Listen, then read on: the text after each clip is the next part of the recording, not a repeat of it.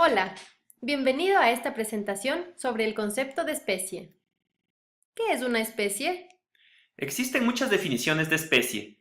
Presta atención a esta definición biológica. Una especie es un grupo de individuos que son todos morfológicamente similares, pueden formar una o muchas poblaciones, tienen la capacidad real o potencial de reproducirse y dejar descendencia fértil, y todo esto en condiciones naturales. Siempre he tenido una duda. ¿El caballo y el burro son una misma especie? No. Ciertamente un caballo se puede cruzar con un burro, pero se obtiene un híbrido infértil conocido como mula. Mmm. También podemos diferenciar a las especies en las siguientes categorías: nativas, endémicas, exóticas, invasivas y domésticas. Las especies nativas son aquellas que se encuentran en su área de distribución natural, actual o histórica, formando parte de las comunidades naturales del área. Un ejemplo es el cóndor en el Ecuador. Las especies endémicas son especies nativas, pero además se encuentran exclusivamente en una región determinada. Un ejemplo de esto es el arupo, un árbol endémico de los bosques lojanos. Las especies exóticas son especies introducidas por el ser humano fuera de su área de distribución original. Por ejemplo, el eucalipto es nativo de Australia, pero es una especie exótica en Ecuador. Una especie se considera invasora cuando tiene gran capacidad de dispersión y colonización de ambientes, por lo que puede ser una de las causas de la extinción de especies. Un ejemplo de esto son las ratas negras originarias de Asia. Son una especie invasora exótica. Las especies domésticas han sido escogidas y seleccionadas intencionalmente por el ser humano para vivir en interdependencia. Tal es el caso de los perros, las vacas, las llamas, la papa, el trigo o el plátano.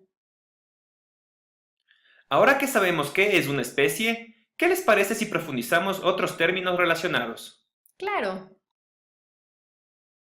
¿Qué es un hábitat? es el conjunto de ambientes óptimos para una especie en particular. Estos ambientes determinan los patrones de distribución y abundancia de una especie.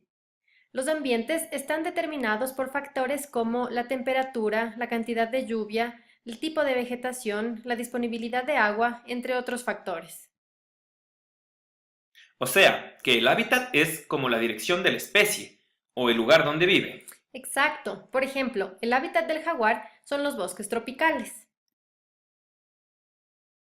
Sin embargo, un determinado hábitat es compartido por varias especies, de modo que cada especie ocupa un nicho diferente. Un nicho ecológico es el espacio que tiene las condiciones y recursos ambientales necesarios para que una especie sobreviva. Es el lugar que ocupa una especie en el ambiente biótico y los comportamientos que le permiten alimentarse y reproducirse. El nicho ecológico permite que en un área determinada convivan muchas especies. Justamente en esta figura se ve que el nicho ecológico está conformado por estos elementos: las condiciones ambientales de un sitio, las características que tienen que ver con la reproducción de esa especie, el tipo de vegetación con la que está relacionado y la disponibilidad de alimento. ¿Me pueden dar un ejemplo?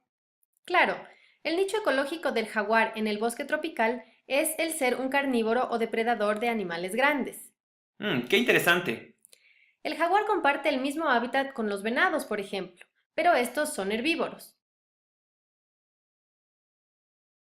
Los individuos de una misma especie que viven juntos en un área geográfica determinada forman una población.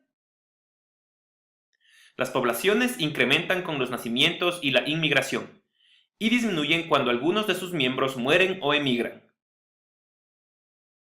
El conjunto de varias poblaciones que viven en un mismo hábitat en un tiempo determinado forman una comunidad. El conjunto de comunidades forman un ecosistema. Y finalmente, el conjunto de ecosistemas forman la biosfera. Espero que esta información les haya servido. ¡Hasta pronto!